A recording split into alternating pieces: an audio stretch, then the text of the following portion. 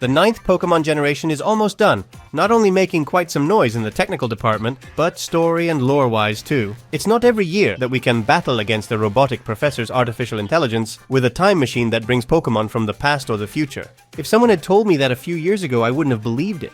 So we'll go step by step over these games, and analyzing the Paradox Pokémon doesn't seem like a bad starting point. But, Lore Keeper, it's pretty clear that they're equivalents of certain Pokemon, but from the future or the past, right? Well, it would seem so, but there's a theory floating around in the Pokemon community that claims that Paradox Pokémon aren't real.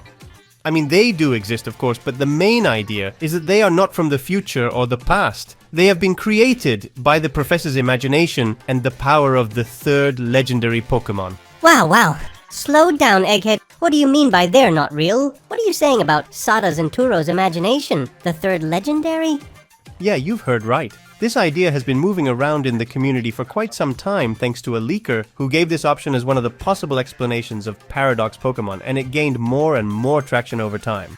Do you want to know how Game Freak could have fooled us all since the beginning? Well, stick around because I assure you that today's video is one of those that will leave you amazed.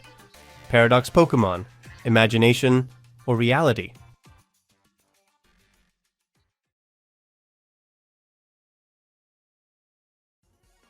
Among the arguments in favor of this crazy theory, we could find a hint of their nature in their name. Paradox Pokémon. A paradox, by definition, is something that contradicts all logic or a dilemma that apparently has no solution.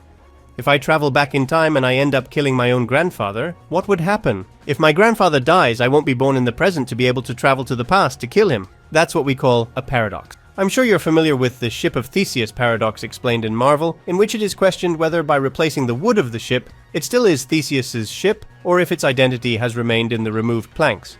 There are many other cool paradoxes, but the thing is, where can we find the paradox of our Paradox Pokémon? We know that these Pokémon arrived in our time thanks to the Professor's Time Machine, which they created after becoming interested in them after reading the Scarlet or Violet books. But if they didn't appear until the Time Machine was created, it's impossible that Heath saw them in Area Zero. Therefore, since Turo and Sada couldn't have read about them, they couldn't end up wanting to bring them to the present. Therein lies the paradox. It makes no sense that they've come to the present thanks to having been seen back then when they hadn't yet come to the present. And in case anyone is wondering about it, no. This isn't a mistake or inaccuracy on Game Freak's part, as Arvin himself questions this incoherence in the games. So how could we make sense of this paradox? Easy, by making both the Purple and Scarlet books fiction. Then Heath would be a fraud, as said by Paldea's people who already back then doubted that the Area Zero expedition had even existed. But those accusations would not have discouraged young Turo and Sada from wanting to see those fictional Pokemon, and it would have been their imagination, based on what they had read, what the 3rd legendary Pokemon used to turn them into reality. It granted them the paradise they desired. It's true that we know almost nothing about the legendary disc, but being able to create Pokemon out of nothing isn't really something new in the saga. Calyrex probably created Galar's wolves, and Solgaleo and Lunala created the Tapas. Furthermore, Paradox Pokémon being created by the professor's imagination might explain why their designs are so stereotypical. The ones from the future are plain robots, and the ones from the past are almost the same Pokemon, but more primal and furry. And not only that, but it would also explain certain inconsistencies in some of their designs. How can it be that we are talking about Pokemon from thousands or millions of years ago, but Sandy Shocks has the typical magnets created by humans? Or that Brute Bonnet displays the colors of a Pokeball when it's pretty obvious those didn't exist back then? As you can see, there's plenty of evidence to claim that, yes, as surprising as it may seem, Paradox Pokemon are not real, but a creation based on the professor's wishes. I think the case is ready for judgment. Hold it! Not so fast. Are you sure about that? Lore Keeper used as a narrative device. Well, I think so, and because I think you're ignoring a few things that could disprove this whole theory of Paradox Pokémon not existing. And I'll prove it to you! Hey, you are the one that wrote the script! So here begins my defense. Paradox Pokémon do exist.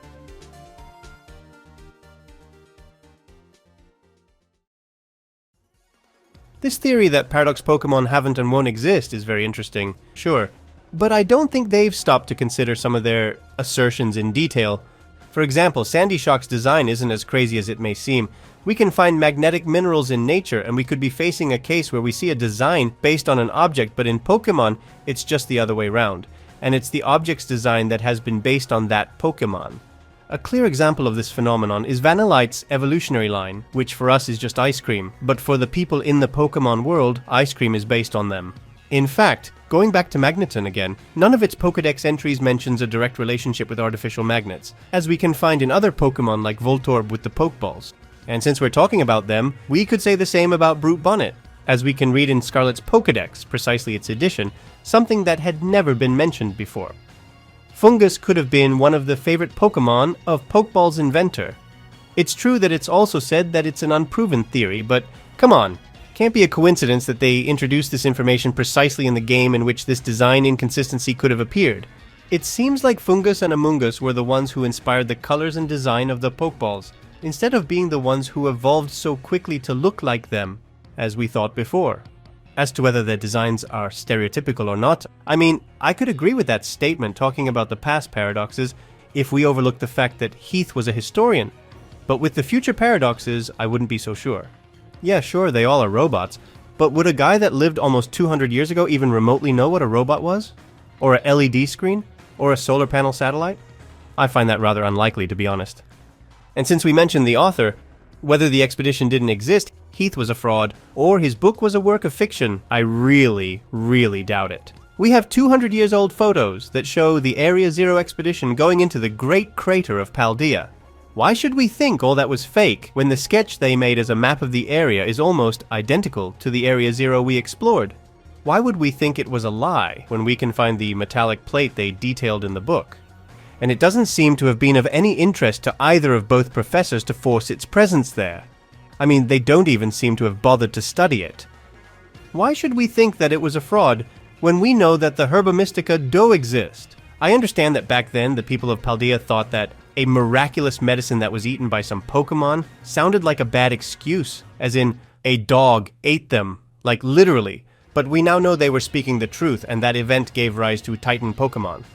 In fact, speaking of the Titans, specifically about Donphan, we even have a picture of it in the book, and I don't think it would be easy or even possible to fake a photograph 200 years ago, or even if we talk about the legendary disc, which even if it's Terapagos or not would be something that is necessarily real in the previous theory, Heath was able to see it and made a sketch highlighting the shell of hexagonal plates, exactly the same feature that Turo and Sada talk about in their Area Zero diaries. With everything we have stated, I don't think there is anything that indicates that Heath tried to trick anyone. On the contrary, I think everything is quite backed up and proven in my opinion, because these Pokemon's paradox is their mere existence in the present. If a Pokemon from the past or the future appears nowadays, does it become a Pokemon of the present, or is it still of its time? How much time would it need to spend with us to be considered from our times, or what happens when it's a Pokemon from the future? Would that robot be inspiring its own creation? That's the contradiction. Some anachronistic Pokemon that at the same moment they turn anachronistic, cease to be so. What defies logic is their mere presence. Good job, Lorekeeper. Bravo. I can tell, you have it all pretty well figured out. That's right, I've been thinking about it a lot, and except for the little detail that you have not explained the paradox of Turo and Sada bringing those Pokemon to the present thanks to having read Heath's book. But Heath could not have seen them because Turo and Sada hadn't yet brought them back from their times. Ha, gotcha. Hold it! Right, but to fill that gap, I got the legendary disc. Take that! What? The legendary disc? That's right. As we mentioned at the beginning, it's not the first time we see a legendary Pokemon with such an influence over life itself, but it wouldn't be the first Pokemon with powers capable of tearing apart the fabric of the universe either. And no, I'm not talking about Dialga or Palkia. There are two Pokemon whose powers are far above from the rest, and that are even considered Pokemon deities. The Blinding One, and Eternatus Eternamax. These two have so much power that their energy is capable of altering time and space. The most obvious one is Ultra Necrozma, with the power to open portals to other dimensions, but Eternatus isn't far behind. In the Pokédex entry of its Eternamax form, we can read that its energy core emits so much power that it's capable of distorting the spacetime around it, as it demonstrates during our battle with the alien, creating portals that show us other areas of Galar. It wouldn't seem far-fetched to me that the legendary disc has a similar power, but more related to time than to space, and that this power was what allowed it to show Heath all those anachronistic Pokemon, thus causing them to appear in the book, and years later, both professors could bring them definitively to the present thanks, again, to its energy. But we can also give this last argument a further twist so that it fits almost perfectly into both theories. Pokémon Scarlet and Violet are about the search we all take part of to find what we consider our treasure. And it's said that deep in the great crater of Paldea, there is a treasure that surpasses any wealth in the world. And I don't think this treasure is anything materialistic, but rather the guardian itself, capable of granting you what you most desire. And what could be the treasure that a historian and writer on an expedition would desire the most? Of course, to find something that has to do with Pokemon's history, and that could also be turned into a bestseller. To go down in history himself thanks to that book, and the legendary disc granted him his treasure. He was able to see the Paradox Pokémon, and his book was a complete success. This event starts a butterfly effect that ends up with Turo and Sada in the present wanting to meet those Pokemon, and the legendary disc also grants it by letting them create the time machine. But, and if all of this fits with both theories, do the legendary disc's powers have more to do with spontaneous generation or with time travel? I don't think we'll know it for sure until the second DLC is released.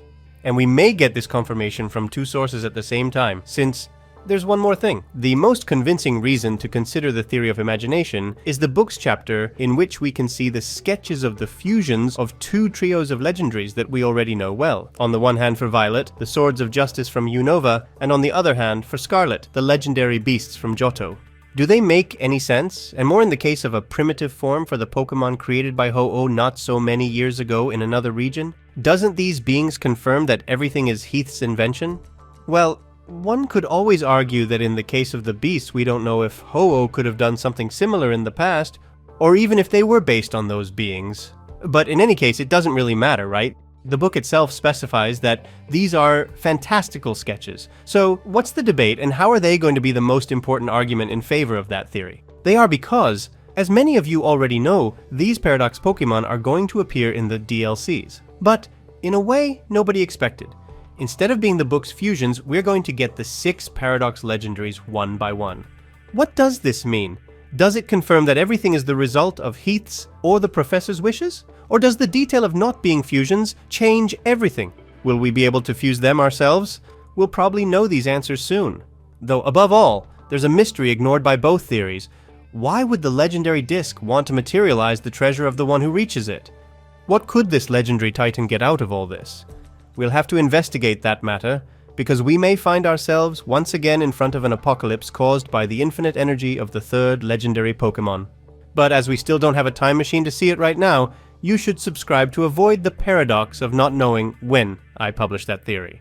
Thank you very much for your time, and see you in the next video.